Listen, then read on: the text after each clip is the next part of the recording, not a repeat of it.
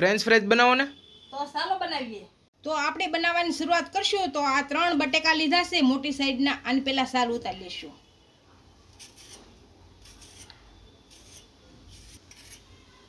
આ રીતે બધી ઉતારી લેશું 3 બટેકાને.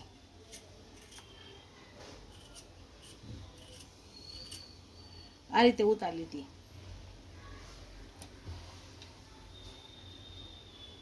ત્રણે બટેકાને આપણે સાલ ઉતારી નાખીશું અને સોરસ આકારમાં કાપી નાખશું. અને ચારે બાજુ એક હરખું કાપી નાખશું.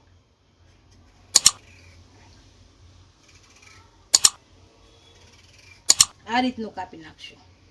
ત્રણે બટેકા આ રીતે કાપી લેશું. આને હવે ચિપ્સ આકારમાં કાપી લેશું. આ રીતે કાપશું પતલું પતલું.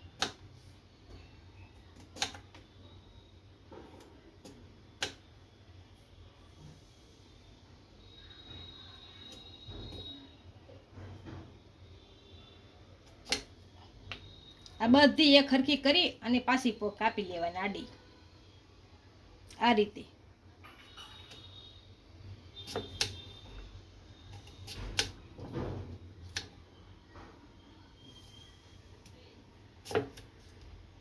આ બધાયનું કટિંગ કરી લીધું છે.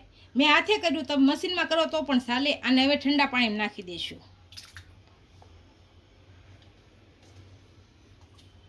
આ 3 બટેકાનું કટિંગ કરી લીધું છે અને 10 મિનિટ સુધી બાફી લેશું.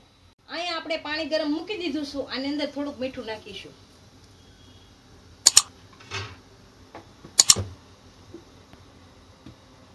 આપણા કાપેલા બટેકા નાખીશું. હવે આપણે આને ફીટ 10 મિનિટ બાફી લેશું. આપણે આને થોડી થોડી વાર હલાવતા રહેશું એટલે નીચેની ચિપ્સ હોય એ હાવ બફાઈ ન જાય. 10 મિનિટ થઈ ગઈ છે. આને એક વાસણમાં કાઢી લેશું અને પાણી નીતારી લેશું. આમાં નાખી દઈએ બધી.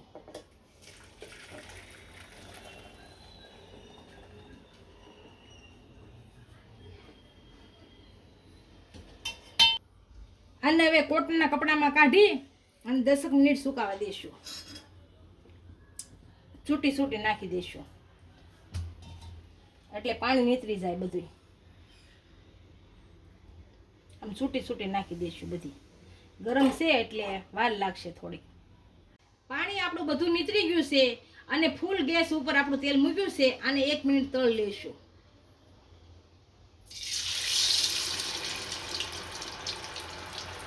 હલાવવાની નથી હમણાં. આને 1 જ મિનિટ તળવાની છે અને પછી કાઢી લેશું બહાર.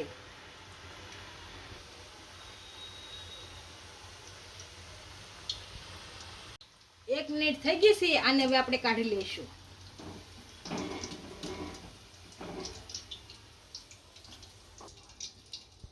આને આપણે 10 મિનિટ સુધી કાઢી લઈશું.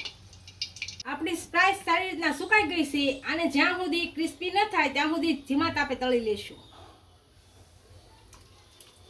એકદમ ધીમો તાપ રાખવાનો છે.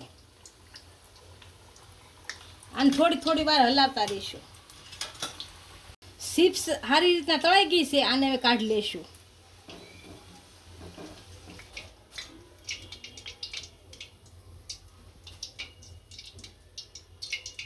આ રીતે બધી તળી લેશું. આપણી ફ્રાઈસ સારી રીતના તળાઈ ગઈ છે. આમાં મરી પાવડર અને મીઠું ભેળવેલું છે.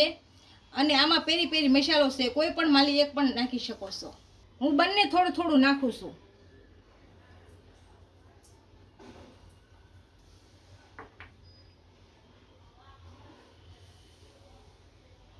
આને હવે હલાવી નાખશું.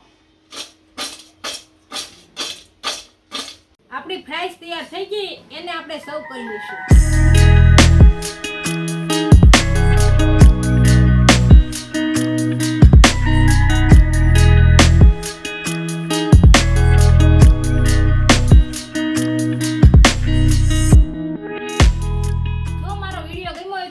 લાઈક કરી દેજો. ઇન્સ્ટાગ્રામ અને ફેસબુક પર ફોલો કરી દેજો. મળીએ નવા વિડીયો સાથે.